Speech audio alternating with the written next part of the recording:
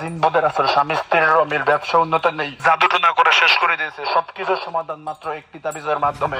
এই যে আপনাদের মাঝে এসেছে হাসিম কবিরাজ। ও দাদারা, ও দিদিরা, একবার এসে দেখুন। ও সাজ্জাদের মা ভাবি, কি গো? আমনের ফোলা সাজ্জাতে না বিশ্বনাথ মুতে? ওই যে সান ইয়া হাসেম কবিরাজ, অখণ্ড কবিরাজ আইছে। এদের তাবিজ কি কাম করে? কয় কাম করেনি, পুরা অখণ্ড তাবিজ। আমি 4 বার নিছি, পুরা 4 বার ফাঁস করছে। আয়েন যাই, ওই ইয়া শিমুলার মারও একটু ডাক দেন। ইয়া জামাই আবার যে খারাপ, তাবিজ লইয়া যদি জামাইকে একটু ভালো করতে পারে লন। খান ভাবি, তাহলে হেরে ডাক দিয়ে লই, একবারই যাম। ও শিমুলার মা ভাবি, কই গো?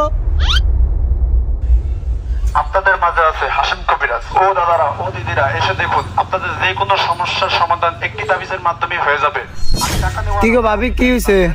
ভাই না আপনার লোক অনেক অত্যাচার করে, অখণ্ড কবিরে দিয়েছে।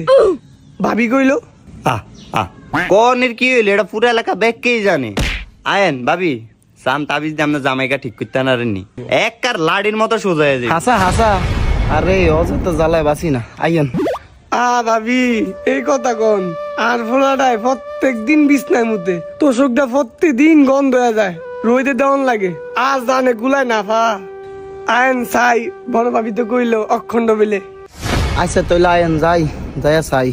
আপনারা দুইজন ইয়ানো খাড়া এত কথা কন কিল্লাই গো, ইয়ানো গেলে তো বুঝবেন। আয়েন কবিরাজকে একবার অখণ্ড